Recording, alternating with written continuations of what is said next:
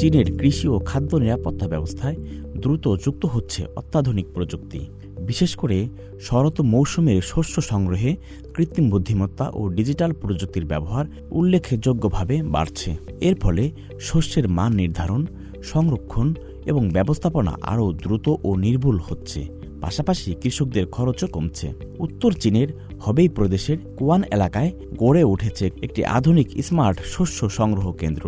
এখানে নতুন ধরনের কৃত্রিম বুদ্ধিমত্তা ভিত্তিক বিশ্লেষক ব্যবহার করে শস্যের মান যাচাই করা হচ্ছে। এই উন্নত যন্ত্রটিতে রয়েছে উচ্চ ক্ষমতা সম্পন্ন শিল্প ক্যামেরা, যা প্রতিটি ভুট্টা দানার বিভিন্ন দিক থেকে ছবি ধারণ করতে পারে।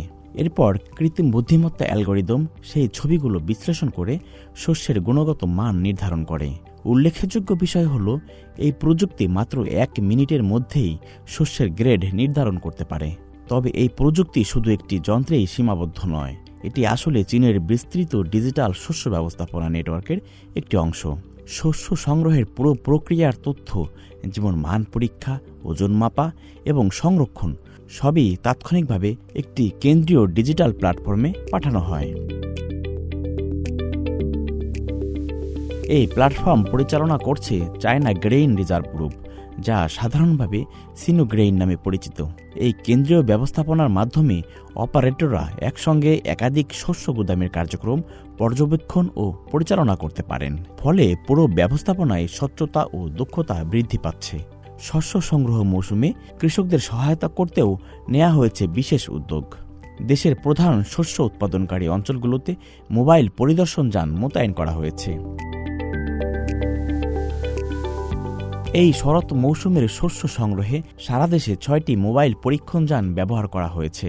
এসব যান শুধু শস্যের মান যাচাই করে না, বরং কৃষকদের জন্য সরাসরি মাঠ পর্যায়ে ওয়ান স্টপ সেবা প্রদান করে। এতে কৃষকদের শস্য বিক্রয়ের জন্য দূরে যেতে হয় না এবং পরিবহন ও অন্যান্য খরচও কমে যায়। বিশেষজ্ঞদের মতে, কৃত্রিম বুদ্ধিমত্তা ও ডিজিটাল প্রযুক্তির এই ব্যবহার চীনের শস্য ব্যবস্থাপনায় একটি নতুন যুগের সূচনা করেছে।